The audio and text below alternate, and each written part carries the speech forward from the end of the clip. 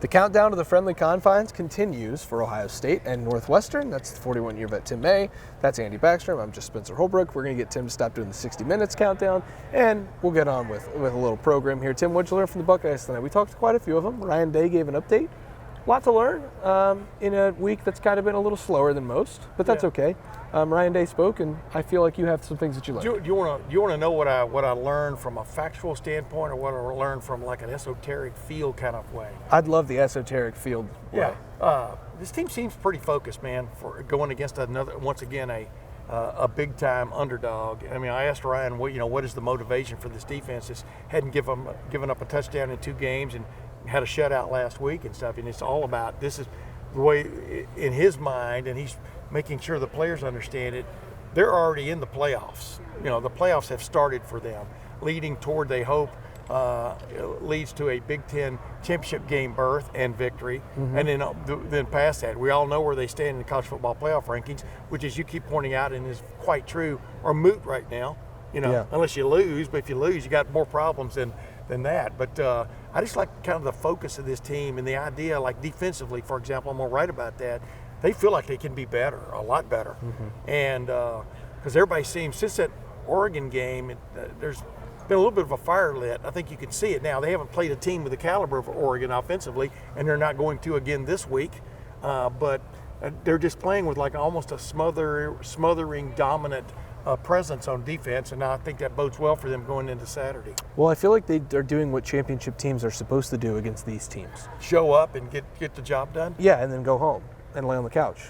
What was it, Sonny Styles said? Yeah, Sonny Styles. Yeah, he said he likes early games because he gets to. And it was Jelani Thurman that he likes the noon games, folks. The players like the noon games because they get to show up, play the game, get it out of the way, and then go lay on the couch and watch the other games. Hard to argue with that, Andy. Yeah, they'll be home by 6:15. They'll be home by 6:15. Definitely one of us, for sure, because that's what I do when I get home from these noon games. Andy, what did you learn from the Buckeyes? Yeah, talking to Carson Hinsman, he's always a great quote. Just a great guy to talk to. Very honest, too. He said he was kind of scared when he was down on the ground there. Donovan Jackson was blowing back. His defender ultimately was rolled up on a little bit there, fell down to the ground, and was scared for a moment that he maybe had hurt his knee more than he actually did. Just, didn't want to hyperextend it too much. I guess not. Yeah, I guess that would be a bad situation. But he's able to walk it off, ultimately jog off the field before halftime and get back to playing in the second half. And he's talked about this kind of analogy he has for playing center. You're in a phone booth. He said playing guard, it's like you're in a shed. It's a little bit more space you have to handle. And then, of course, his analogy is that if you're playing tackle, you're on an island. So phone booth to shed to island. Again, very insightful stuff, actually, like talking about how difficult it is to transition from one to the next and managing the amount of space that you're dealing with. And he raved about what Donovan Jackson has done and going all the way to that island, if you will, and being able to showcase his athleticism. And Carson basically just refers to Donovan as a freak, talking about how long his arms are and how that helps him on those edges in blocking and protection. Think about how different life feels for Carson Hinsman than it did 3 weeks ago. You're now a starter again. You have accountability there, but you also have, you're going to play, and it's a total different mindset. I mean, whether these players admit it or not, knowing they're going to play on Saturday and play a big role, and he seems to have really grasped it.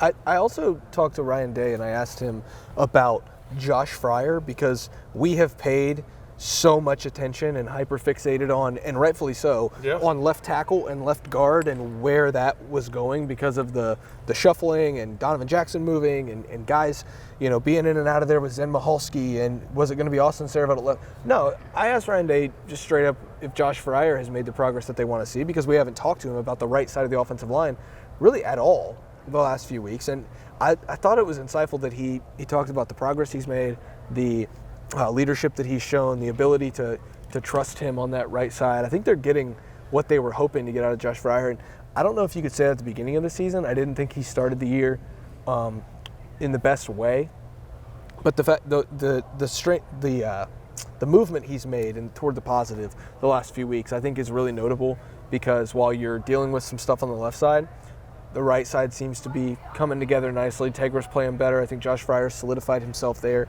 and kind of settled in.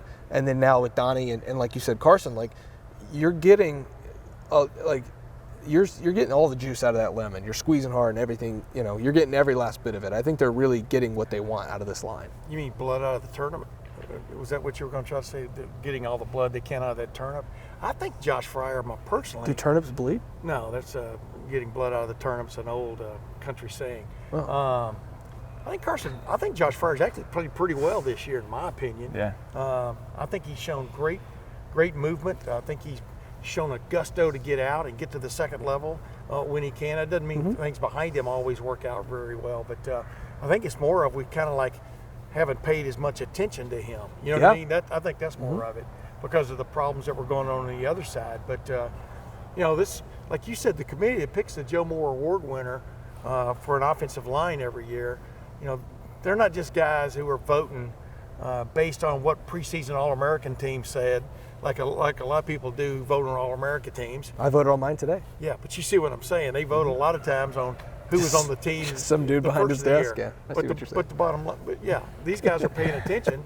And so I think this offensive line is playing extremely well. Saturday's going to be another challenge for them because Northwestern kind of pretty much lines up and kind of plays you, for want of another term, honestly. It's pretty much 4 down linemen.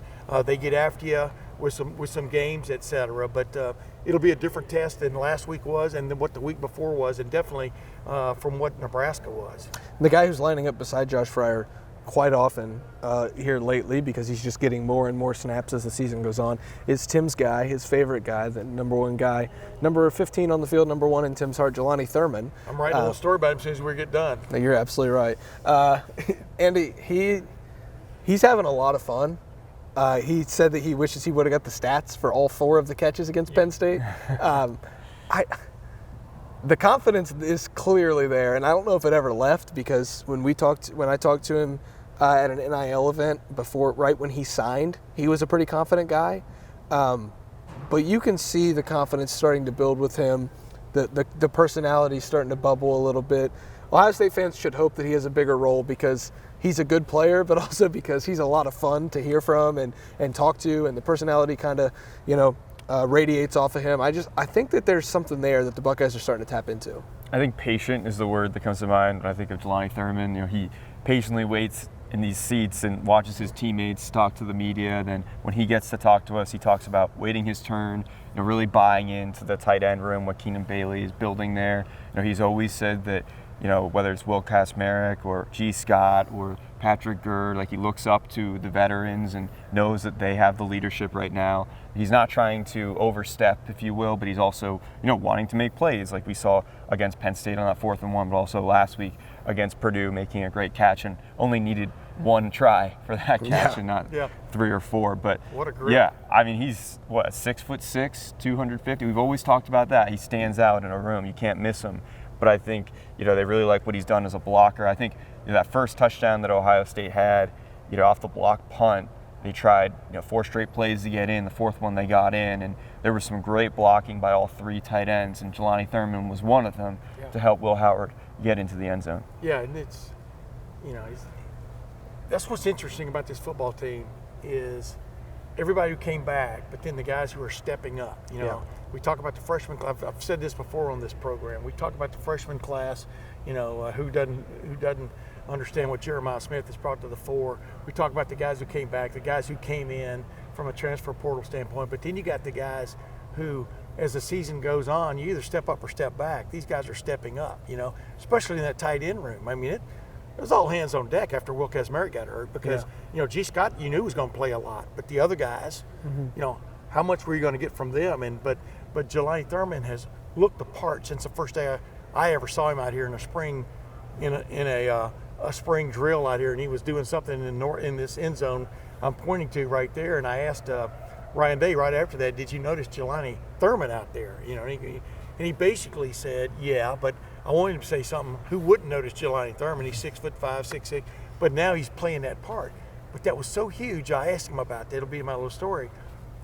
Yeah, he finally caught it on the 4th try, but that was so huge for him. Yeah. From a psychological confidence point there in this season, for him to make that play and not juggle it and finally lose it and stuff. And, we saw him playing, I thought, like you just pointed out, Anders, he played with much more authority much more confidence. Last week he had one catch, but that catch was just, right like that on the sideline, but the way he blocks and stuff, he's stepping up.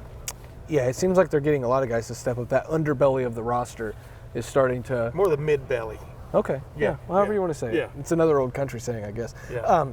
The last thing that I wanted to touch on, and then I'm going to get us out of here, is both Sonny Styles and Cody Simon talked about Edric Houston, and obviously they were asked about Edric Houston because he's one of the stories of the week. And I wrote a story about him on LettermenRow.com Wednesday afternoon before we talked to these guys, but they are very impressed and very excited about what he brings. I asked Cody Simon, as the leader of the defense, what did you say to him after that penalty? He said Edric came up to him and apologized, and he said, we just got to learn from it. I think he learned from that, and I actually think he's going to come out pretty much better on the other end of that. That's a good lesson to learn there. And I thought he looked really good on the rewatch. There were times where I thought they ran right at him, and maybe it was a little more difficult for him to handle. But as Sonny Styles pointed out, that's 600 pounds that's blocking you, because you usually have two guys on you at 3 technique. Yep. You're dealing with 600 pounds of offensive line in the Big Ten, when last year at this time you were dealing with a Sweet 16 matchup in the Georgia State playoffs. Like, it is different, even if you come from Buford. And so, for him to make that transition in the last, 12 months and now to start putting it on the field, like, there's a lot of people in this building who are impressed by him, and I think he's going to continue to play because of all of those backup defensive linemen who have played this year, whether it's Tylen Malone or Hero Kanu or Caden McDonald. And I think McDonald maybe is in more of that Houston category, but Edric looked like he belonged, I think, a little more than the other backups did, and that's pretty telling. And I think for an Edric Houston, I think y'all will agree, the way he's played football up until now, until getting kind of switched down into that 3-tech, is more of just, his athletic ability. Yeah, he's just better than everyone else. Kind of handling things, his size and athletic ability. But, when you get down to that 3 technique, you can still use a little bit of that, but there are plays where you just got to bow up, and take it. And by take it, I mean take these guys on and stuff. And the more he gets used to that, that could really be a guy to watch the next several games. The more accustomed he comes to just the wear and tear of playing inside and then stepping up and making some plays with his pure athletic ability.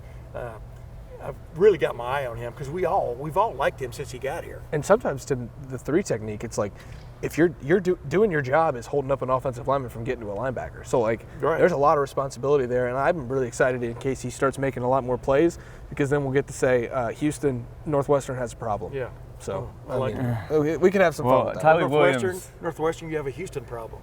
There you go. That's okay. Right. Tyler Williams is expected back for this week, though, so who knows how much we'll see of Edric Houston, but still an important depth piece going forward. Absolutely. And you can argue that with all of those missed games, whether it was Donovan Jackson early in the season, Tyler Williams early in the season, and now most recently against Purdue, absences of those guys, especially on the defensive and offensive front, has allowed other guys to step up, which has made them better depth pieces going along, the line of the season. A couple final notes from me.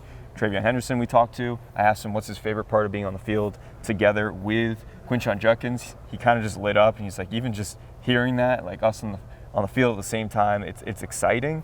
And I asked, is that something you were looking forward to? He's like, yes, we had worked at it in the off season, but of course we didn't really see it until the Purdue game. So I think we're all interested to see how much more of that we see going forward. And then other note from me, Jordan Hancock, we got in a scrum back there, and just talking to him, it feels like every time he makes kind of a position change, he just starts to break out. Whether it was last year when you had the injury to Lathan Ransom and he had to kind of step up more as the full-time nickel rather than just rotating in with Sonny Styles, that's when he really broke out as that takeaway magnet. And then this year, when you have another injury in a defensive backfield, again, it's the Lathan Ransom injury, he forced him to play deep safety, and now they're using him kind of in different spots in games, even though Lathan Ransom's back. And it feels like he's starting to have that second half surge again. I even kind of asked him this too, because I'm just thinking around the country. I don't know if there's a better nickel back than Jordan Hancock right now. I don't know who you would name and stuff. I just think he's playing on a much higher level, no matter where he ends up in the formation.